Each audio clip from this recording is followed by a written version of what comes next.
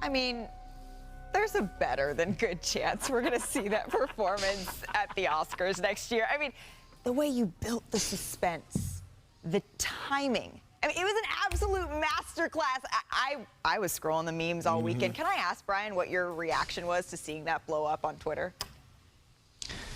It's so rare that we ask questions like that and they are answered so quickly, which the Jazz answered very nicely before the holiday weekend in trading Rudy Gobert. My weekend was spent with my 4-year-old who wanted to know where I'd been for 8 of the last 9 weeks. He did not care about the memes, but he was happy nonetheless, and so that made it a good weekend. Well, I thank you because they made me happy, and that's all I can ask for. It made me smile. All right, so it's only natural that we turn that moment into a little segment called "Why Would?" Perk, can you give me a little, why? A little Brian, a little. Yep, there it is. There it is. So, Perk, please chime in here as well. You look like you're doing from the windows to the wall. The floor is yours, though, Brian. Yeah. Let's start with why would the Nets prioritize players over picks? Well, Malika, they don't control their next 5 drafts. That's been traded to the Houston Rockets. So, they went through this process when they rebuilt after trading away their draft control to the Celtics, and it took a long time for them to get back on their feet. And so if you look at the transactions that they have made this offseason, picking up Royce O'Neal, which is a win-now move, re-signing Patty Mills, signing T.J. Warren. These are veteran pickups. Those are not rebuild moves. Those are moves designed to continue to compete for next season. And so, by the way, and as Woj said earlier, they don't just want veteran players. They want veteran players and picks. They want everything. They want it all. So, but, if you go back, I think what Joe Tsai is looking for is he's looking for a team that competes and is competitive for the playoffs. Like the team that he had before Durant and Kyrie got there. I think that's what he wants. He doesn't want a team that wins 17 games. Kendrick? And he shouldn't. Look, I mean, he should want to compete. He shouldn't want to go from Kevin Durant, James Harden, and Kyrie Irving to rebuilding. Who wants to do that? And there's so much that you could get back for Kevin Durant and Kyrie Irving. I wouldn't want picks either. Give me a young superstar, a young star in the making to come build so I can continue to be the most relevant thing in New York when it comes to basketball. I could have the edge over the New York Knicks when it comes to basketball. We could talk about the Brooklyn Nets in the city of New York when it comes to basketball. Give me superstar, star caliber young players over picks any day. So then next question, why would the Raptors not go all in on Kevin Durant, Mr. Windhorst? Because they might not have to. I mean, let's take a look at history. The history is the Kawhi Leonard trade. When they did the Kawhi Leonard trade, they didn't necessarily have the best offer, but they were able to wait it out. And then more important, Malika, they had a good sense of the market for Kawhi Leonard. And so right now, as they look at the market for Kevin Durant, I'm not so sure they feel like they need to make their highest and best offer. I think they know that the Suns' offer isn't what the Nets want. I think they know that Zion Williamson is now off the board. They can't trade for him. I think they know that the Heat can't beat the offer that they had. So why should Masai Ujiri, who, by the way, playing poker in the Kawhi Leonard sweepstakes worked out for him. Why wouldn't he employ the same strategy here? Make an offer and wait for it to need to be improved. Look, if you look at what they've got, they're holding a pretty strong hand. They have Pascal Siakam. They have OG Anunoby. They control all of their draft picks. Why would we even need, if you're them, you'd say, why would we even need to discuss Scotty Barnes at this point? I don't think not only do I not think Scotty Barnes is in the offer, I don't think he's anywhere close to being in the offer yet. And maybe that'll backfire on him, but Masai Ujiri won doing this in the past. And I think he likes his position. And so that's why the Nets, I think, are pulling back and even contemplating, hey, maybe we just don't trade him. That's a negotiating position for him, for them, just like Masai Ujiri has a negotiating position, and I think it could end up being quite effective depending on where the Nets want to draw the line. Kendrick?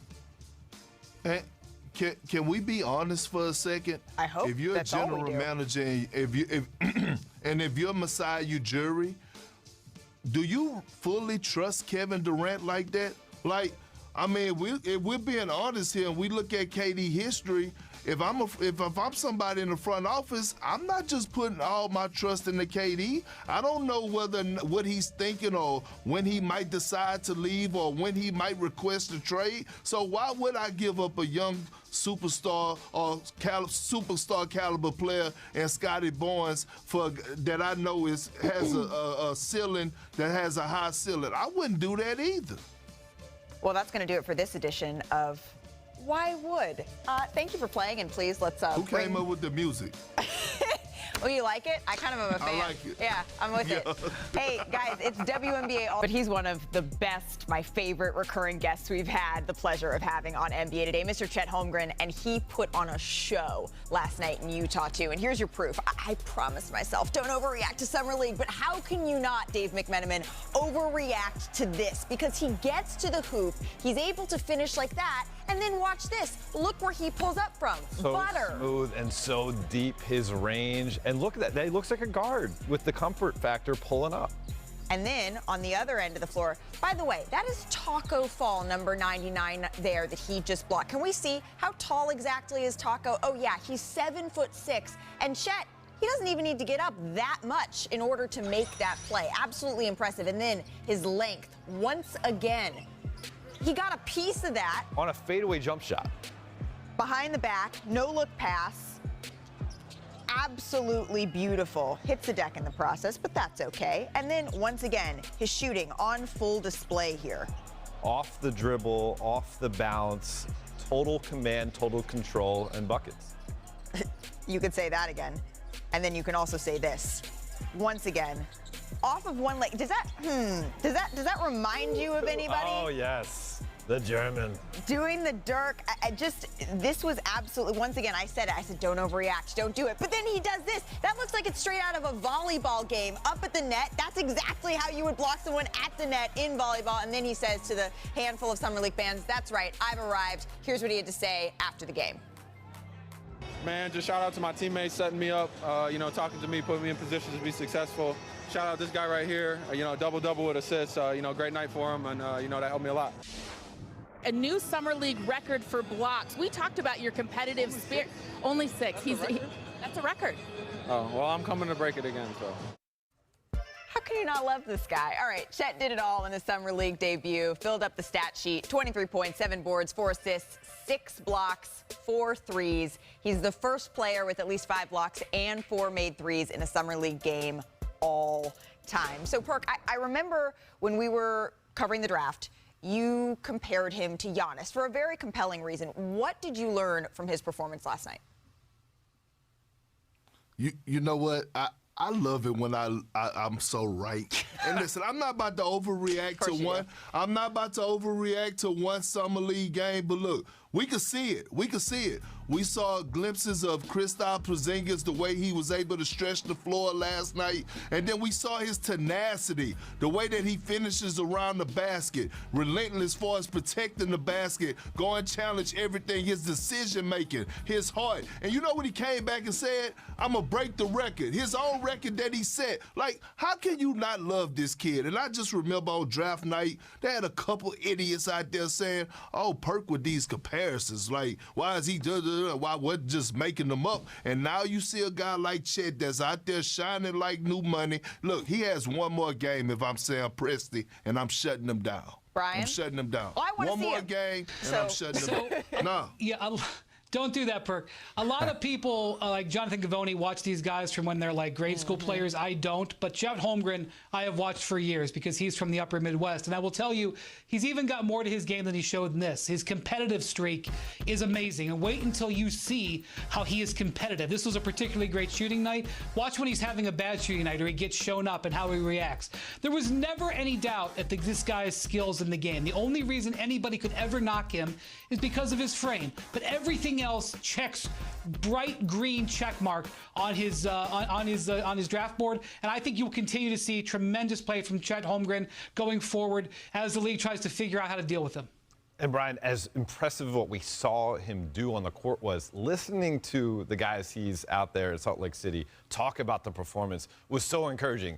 Coach Cameron, the OKC Summer League coach, saying everything he did came in the flow of what we were trying to do as a team. It wasn't him trying to force anything. And then Josh Giddey, who could say, who's this guy taking my shine, taking my touches, taking my attention, because I'm a young up-and-coming player trying to make it myself, said already he is in love playing with him, and he pointed out the pass-first nature that Giddey brings to the court, and obviously Chet does as well. I mean, that's going to be a fun brand of basketball, and you throw in a guy like Shai Gilgeous-Alexander, who also loves to pass the ball.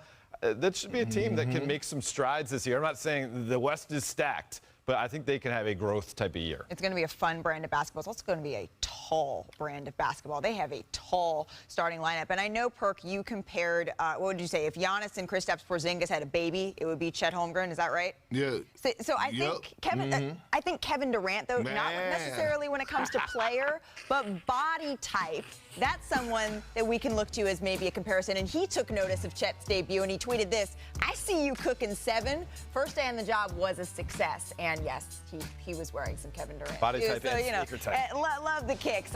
We'll have another Salt Lake City Summer League doubleheader. It's